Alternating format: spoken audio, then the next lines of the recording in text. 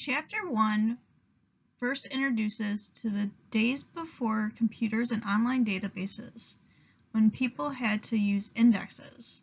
When computers were developed later, online databases became a great tool for librarians and researchers alike. However, with online databases, there are many building blocks that make up a database. Database building blocks. Databases are made up of fields and records. Think of fields and records like the rows, records, and one box, field, in an Excel spreadsheet. Another analogy is in the textbook is of a driver's license. A driver's license has a date of birth, height, eye color, and so forth. So each record represents a person. The fields represent the parts that are in your license, such as date of birth, height, eye color, and so forth. The diagram on the right shows the different database fields, like unique ID, article title, and journal name. All records are like rows in a spreadsheet and make up the database. This is a picture of a database EBSCO and the use of the subject index. This research shows the results of the subject search for coffee. So it shows coffee and language, coffee and oranges, and so forth.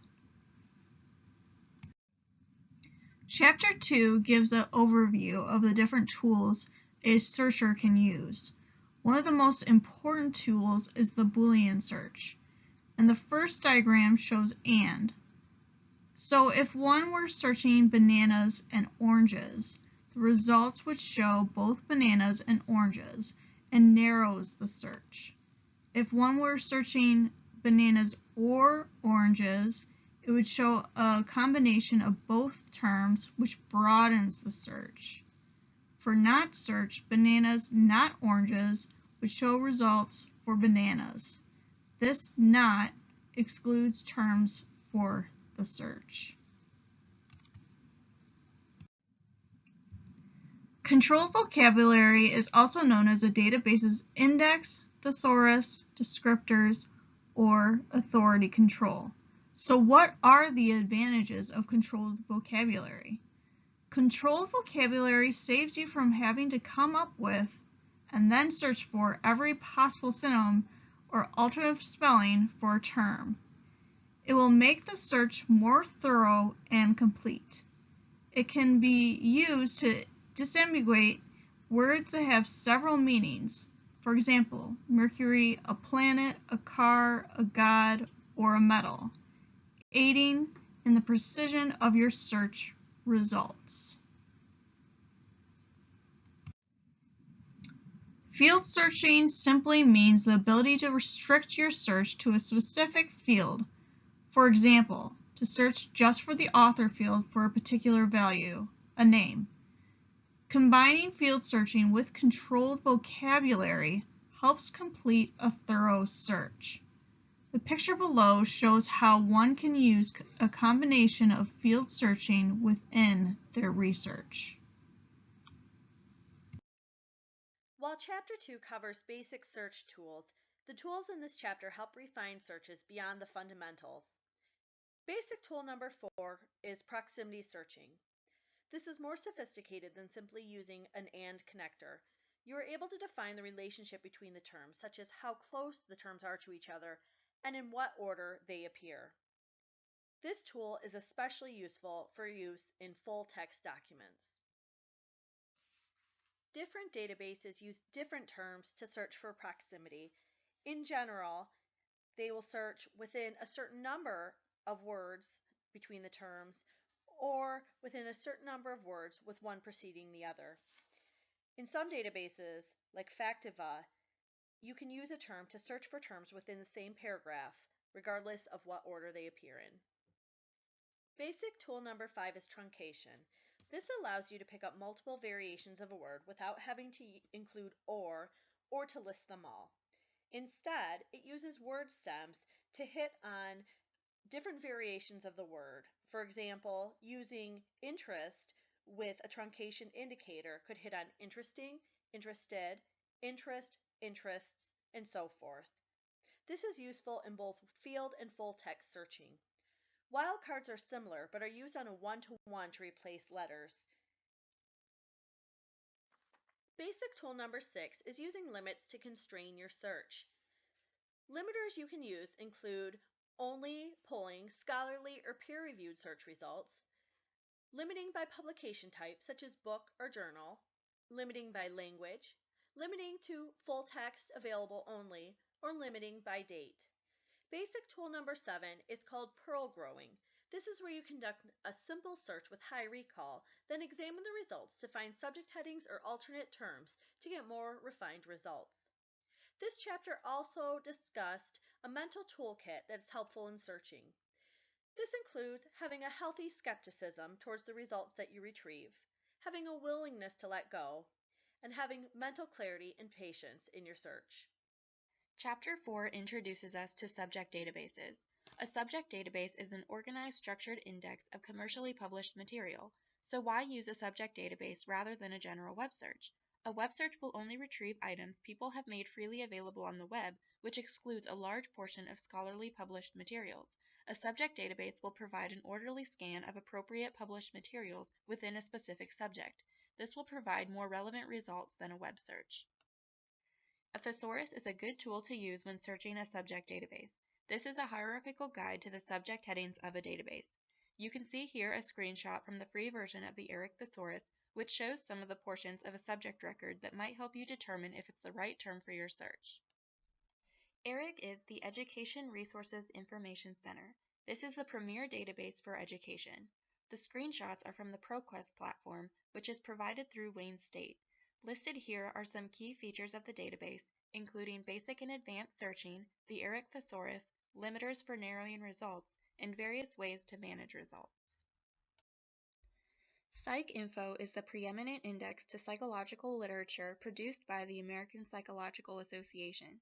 This book talks about PsycInfo from Ovid, speaking of such key features as automatic mapping to the subject headings within the PsycInfo thesaurus, limiters for narrowing results, and customization of the results page. One unique feature of Ovid is the ability to build the search one concept at a time and then combine terms from the search history. This allows you to experiment with different term combinations to manipulate the results. Wayne State provides PsycInfo from EBSCOhost, so the screenshots are from the EBSCOhost platform. PubMed and Medline are primary resources for the scientific and medical communities. Both are products of the National Library of Medicine, and as you can see from the slide, Medline is the main component of PubMed. Medline contains over 8 million journal references in the life sciences, and it covers material from 1966 to the present. Some additional content in PubMed that is not presented in Medline includes newer material, older material, and non-life sciences content. Medical subject headings, or MESH, is essentially the language of the medical community. This is their controlled vocabulary, which all articles in the PubMed database are or will be indexed under. The MESH database is accessible through PubMed. Here is a screenshot of the PubMed results page, highlighting some key features and functions. One important thing to remember when searching PubMed is to put all Boolean operators in caps. Web of Science is a citation index, which means that each bibliographic record includes both a list of articles cited and a list of citing articles. This is a unique feature that allows you to easily track the relationships between research articles. This is part of the dual nature of Web of Science. The database contains article records that can be searched by subject, author, and other fields, as well as records representing each cited reference from individual articles. Web of Science contains over 10,000 of the highest impact journals and dates as far back as 1900, depending on the subscription package. This makes it one of the most powerful tools for academic research. Chapter 6: Bibliographic Databases.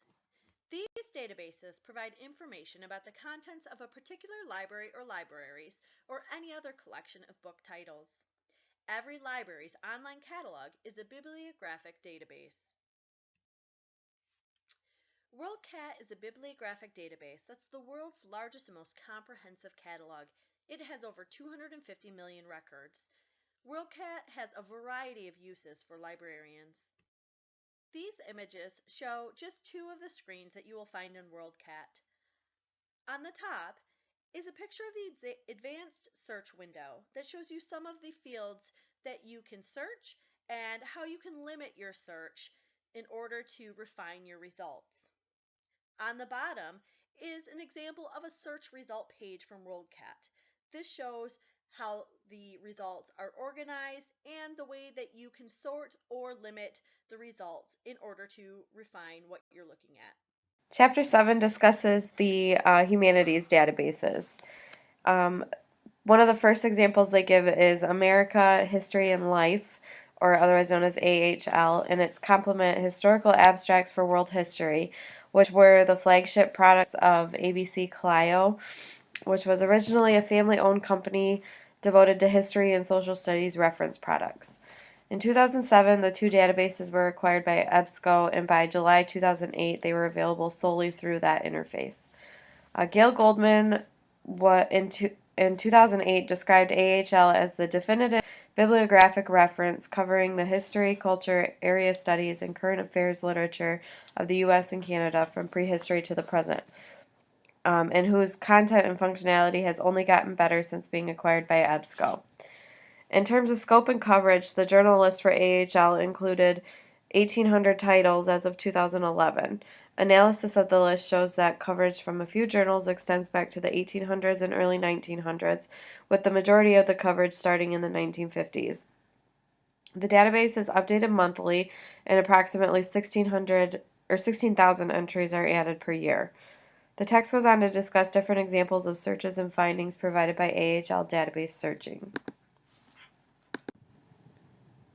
The text goes on to describe the different tools that are available to you through AHL. In EBSCO databases, you collect the records that you're interested in by adding them to a folder. In the results screen, each result has an Add to Folder link, and in each full record, the Add to Folder icon appears first in the right panel. The export function offers 7 different formats, including XML, BibTeX, and Mark 21, as well as the more familiar RefWorks and EndNote. For extended research projects, you again have the ability to create a personal account with the database and add your own notes onto records and obtain a permanent link to the record, or share it via various social media networking sites. Clicking on Clio Notes at the top of the page presents you with a series of historical periods marked and named by the original database creators. Looking further into any of these reveals a list of defining aspects of the era, such as labor and corporations, grassroots reform, Theodore Roosevelt, etc., and further topics associated with each of these aspects. Clicking on any topic provides useful, fairly brief essays, suggested research questions, and appropriate subject headings for researching the topics. The MLA International Bibliography is produced by the Modern Language Association of America and is one of the longest-running indexes still in existence. The association itself was founded in 1883 and began publishing a printed index in 1921. This printed index was discontinued in 2009. The online database includes the indexing of records back to 1926. The MLA International Bibliography is vast in many ways. The scope of topics included sources, document types, number of records, and publication dates. Topical coverage is described broadly as all forms of human communication, which can include literature, folklore, including music and art, the study of linguistics and languages, literary theory and criticism, the dramatic arts, and history of printing and publishing. Coverage of the history, theory, and practice of teaching language, literature, and rhetoric and composition from 1998 onward was added to the scope of the MLA-IB in 2000. The numbers for the MLA-IB are equally impressive. There are over 2.3 million records in the database and over 66,000 citations, which have been added every year since 2002. Chapter 8 discusses numerical databases. Numbers take up a lot of time and effort to collect, real effort, often by real people. Numerical data that one thinks would be widely available may not be. If it's not worth somebody's time and effort, it probably won't be counted, and then exactly because it's worth time and effort, it might not be freely available. It can be helpful to think of collected numbers as falling into three broad categories: people, business, and financial. Numbers that get collected about people are usually things such as population counts, demographics including race, income, and etc., and vital statistics including births, deaths, and more. Business numbers include broad information about businesses, such as the number of companies, production, and workers in various industries, as well as numbers related to doing business, for example, market research or sales figures for a particular company. There are certainly business numbers that are financial, for example, historical stock prices, but the third category, financial numbers, has to do with money or monetary equivalents in a broader sense, such as information like gross domestic product, banking data, exchange rates, and aggregate numbers associated with the stock market. So who collects these numbers? In the United States, the U.S. government is probably the largest collector and publisher of numbers. This can also be said of other developed countries. These organizations are termed the public sector, and usually the information that they make available is free.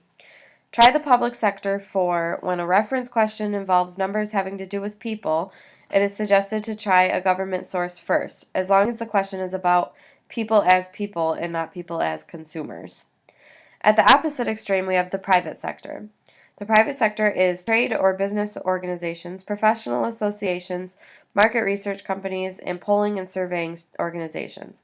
Usually, information provided by private sector organizations is not free, although some trade and professional groups may provide some statistics on their website. In general, however, numerical information collected by the private sector ranges from possibly affordable to prices meant for large corporations. You should try the private sector in your searching for if someone wants to know about people as consumers or what people are thinking. So, for example, a market research report, a survey report from a company, or perhaps a Gallup poll. These will also probably cost money. Between the public and private sectors is the nonprofit area of academic researchers. ICPSR is probably the largest social science data archive in the world. Your institution must be an ICPSR member for you to download their data. The membership fees reflect the magnitude of the organization and offerings. So generally, that's not an option for the common people. One of the numerical databases to use was originally known as Statistical Universe and is now known as Statistical Insight. This database was first reviewed in 1998 by Mary Ellen Bates. The new database addressed the need for value-added access to web-based information. Basically, LexisNexis saw how useful it would be if the statistical material provided or produced by the many agencies and offices of the U.S. government could be brought together under one search interface, enhanced with indexing and with the tables provided in a format that would keep their integrity intact. Even though much of this information is freely available on the web, the task of locating it amid the plethora of government websites can be frustrating. Statistical Insight is still the most broadly used general-purpose numerical database on the market. The text states, there simply is no substitute for statistical insight in the marketplace or the free options on the web. The text goes on to describe various situations and examples of possible searches to be done using statistical insight. Two public sector government websites that are helpful in finding numerical information are American Fact Finder and the Bureau of Labor Statistics. The data accessible through American Fact Finder includes the current and previous decennial census information, and the census information contains about 10 questions covering only the most basic information, such as age, sex, race, and living arrangements. The Bureau of Labor Statistics, or BLS, tracks and provides exactly what the name says, everything about labor in the United States. Some types of statistics found on this site include pay and benefit statistics, occupation information, which includes information such as the job outlook for the future, similar occupations, and more. The focus on Chapter 9 is how people, the users and patrons who go to information professionals to gather research and find materials for that they are searching for. Understanding how people might benefit from databases and how they feel right doing research can help to inform us as information professionals on how to interact with them, formalize a reference interview strategy, and ultimately retrieve the best materials and information for their need. Bell outlines two pathways to better understand users: the theoretical background and the applied research background in information-seeking behavior. Theoretical background are theory pieces, articles, and pieces like Tyler's 1968 article on the 4 levels of questions within information-seeking behavior, those being the visceral, conscious, formalized, and compromised need. That outlines how people begin and progresses through their information-seeking journey. The visual need being the question before it is put into words, just a recognition that there is an information need, and they progress into the verbalization and the rewording, reformatting of that question in order to create the best method to find their information need. She also cites Kwan et al.'s research that studies the link between critical thinking skills and library anxiety, and Kuthal's model for the search process stages. We should all be familiar with Kuthal and the study of emotions and feelings throughout the information processes, which she also upheld in the 2004 article, which re-examined those stages. And there are also individuals like Dr. Janica Heinstrom who took Kuthal's model and factored in other influences such as disciplinary area, study habits, and personality within that information-seeking model to further explore the emotions and the information process that occur within different kinds of users. On the other side of that is the applied research on information-seeking behavior. These are typically observation studies and articles, things from academic settings, medical settings, and observations by both social media specialists and public librarians who contribute into the conversation on information-seeking behavior through their observations of users. When studying people and information behavior, it is important to look at how information seeking is affected by the internet age. Bell states it is typical for users to try to go through their interpersonal relationships, such as their friends or colleagues, or search the internet themselves first before they go to information professionals and the librarians with their questions.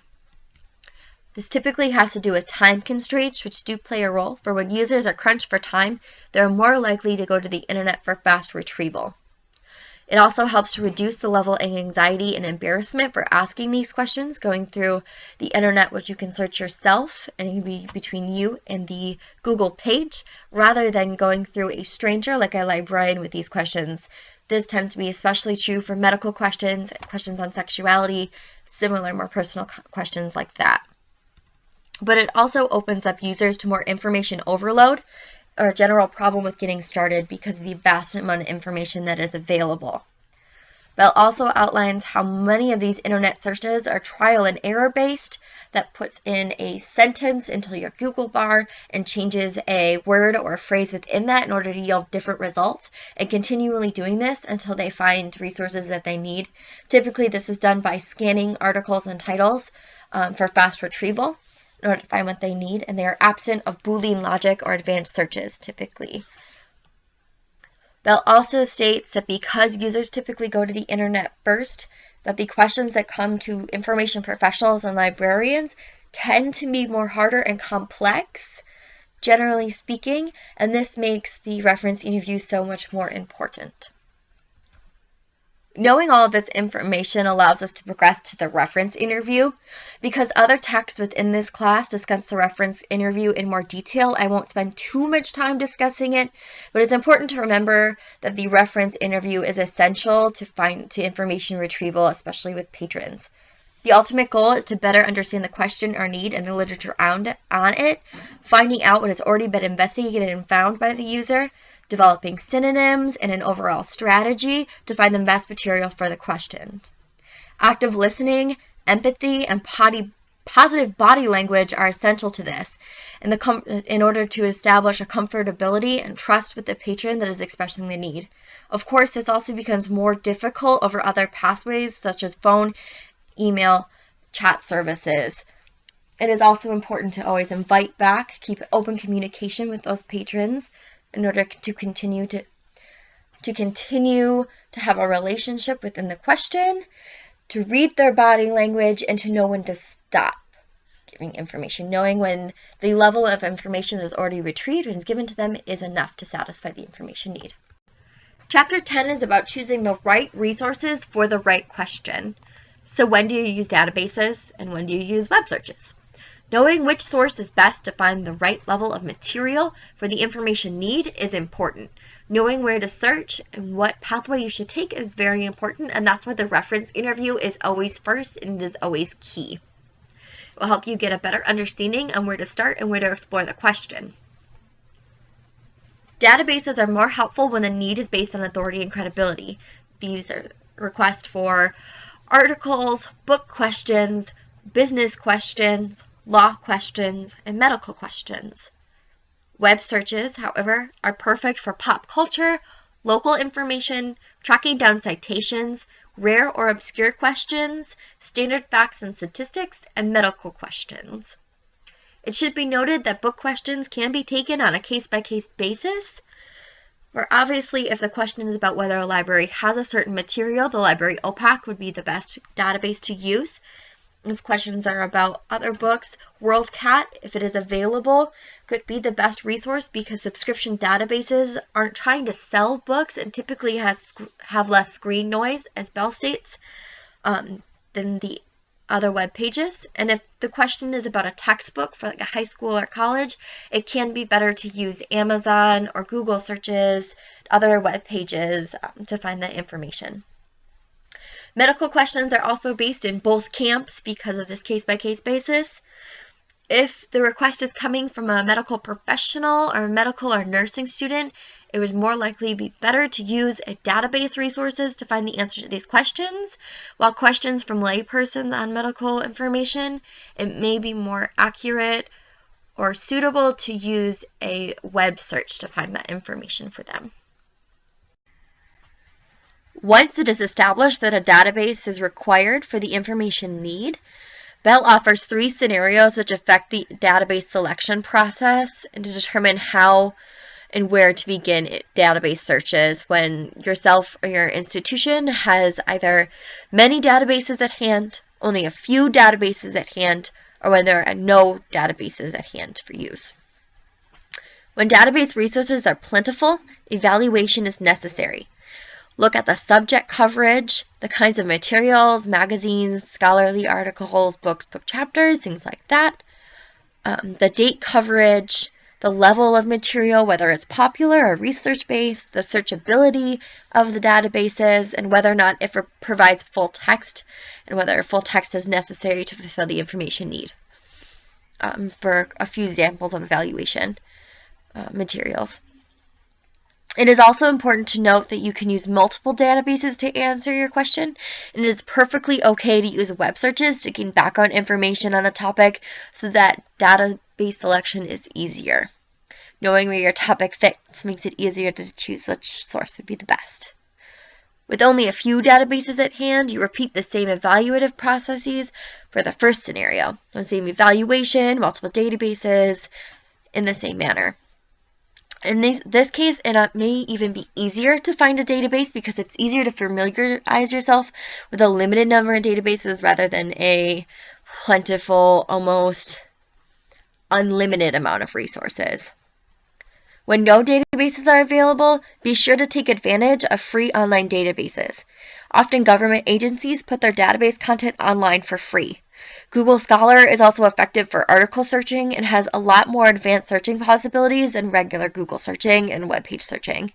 Some examples of these free online databases include archive.org, Biomed Central, Cytopia.org, Sightseer, the LISTA, which is the Library and Information Science Technology web database, World Bank database, and many, many, many more.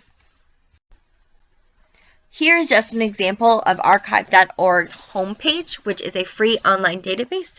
Archive has e-prints in areas of physics, plus some of mathematics, computer science, quantitative biology, quantitative finance, and statistics that are available online for free for users.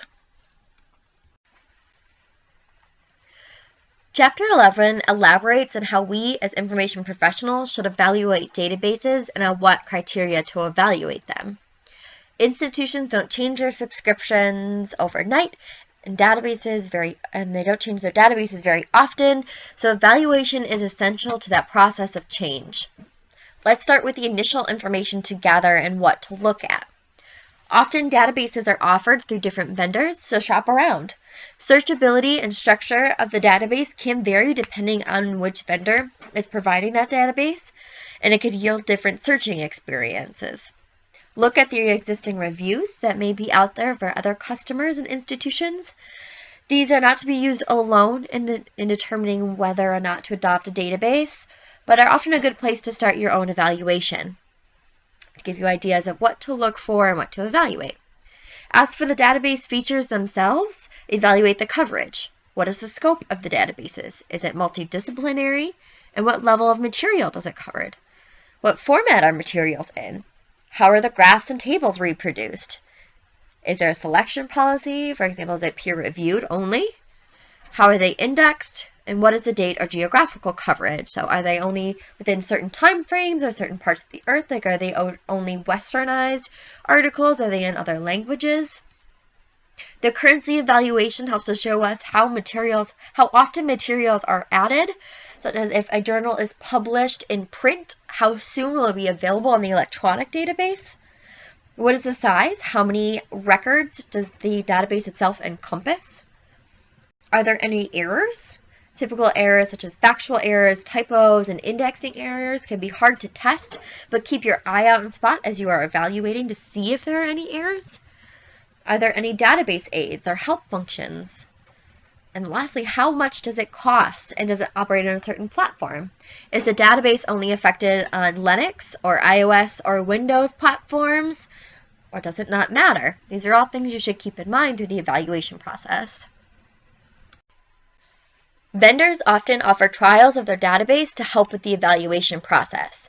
By downloading a trial, it is easier to evaluate and search each database to understand how it functions and how materials are represented within that database to make a more constructive evaluation to determine whether or not the database is appropriate for yourself or for the institution you work for. Be sure to only ask for trials if you are serious about the database, as to not take advantage of the vendors themselves. When you are testing and going in the trial phase of the database, look at how the records and file structures are set up and what fields are available to see if they are appropriate or useful to the overall database and subject matter. How many access points are there, and does the vendor supply their own if those do not work within the database? And how many ways can you look up a record?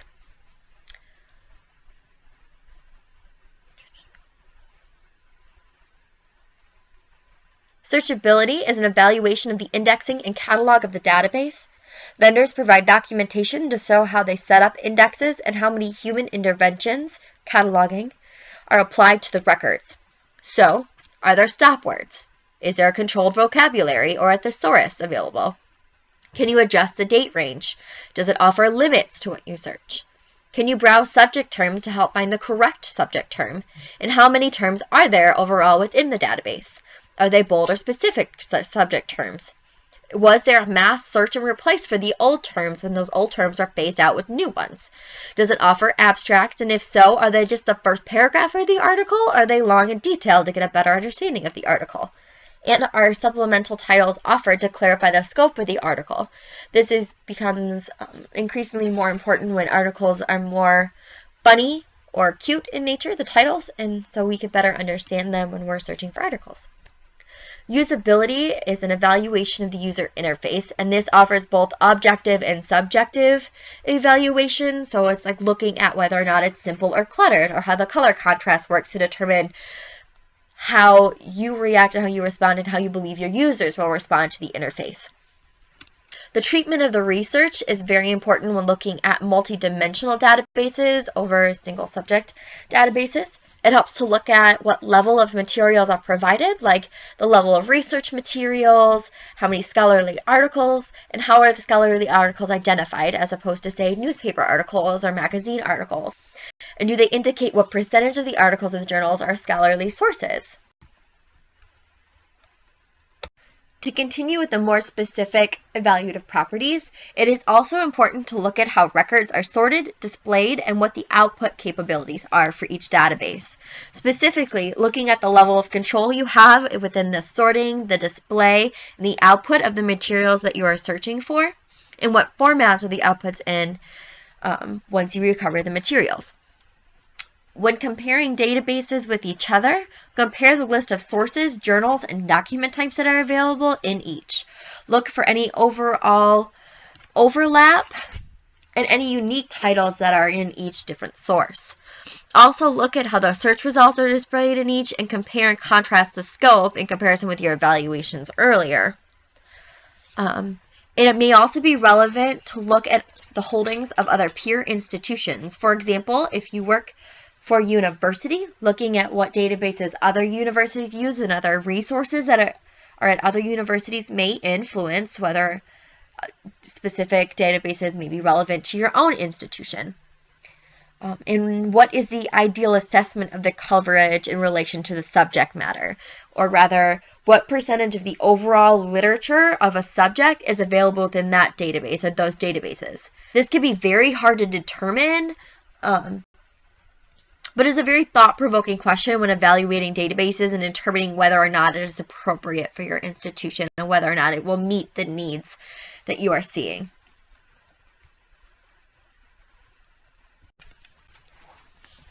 Finally, once all the evaluation is complete and the trials are done, you can make a request to incorporate the new database within your own collection and within your institution.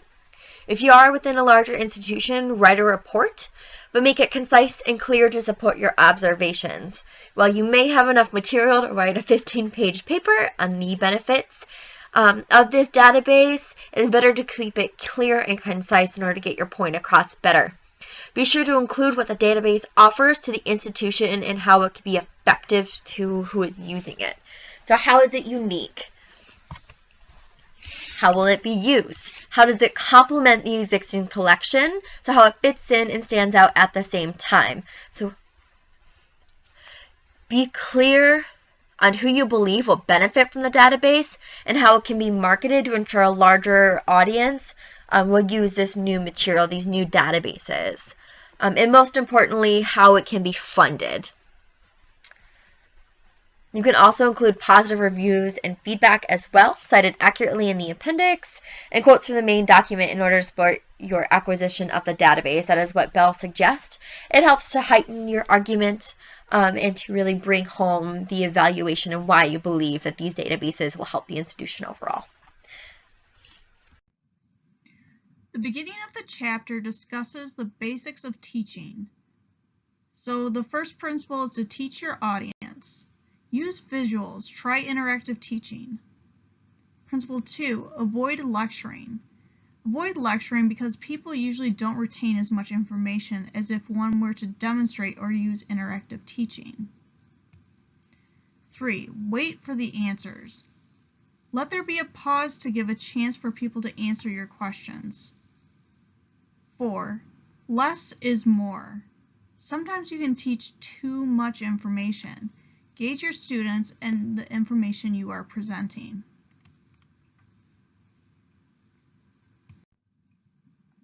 Database teaching opportunities. Teaching a patron how to use a database at the reference desk. Or have a literacy class teaching patrons how to use databases within a 15 to 20 minute session.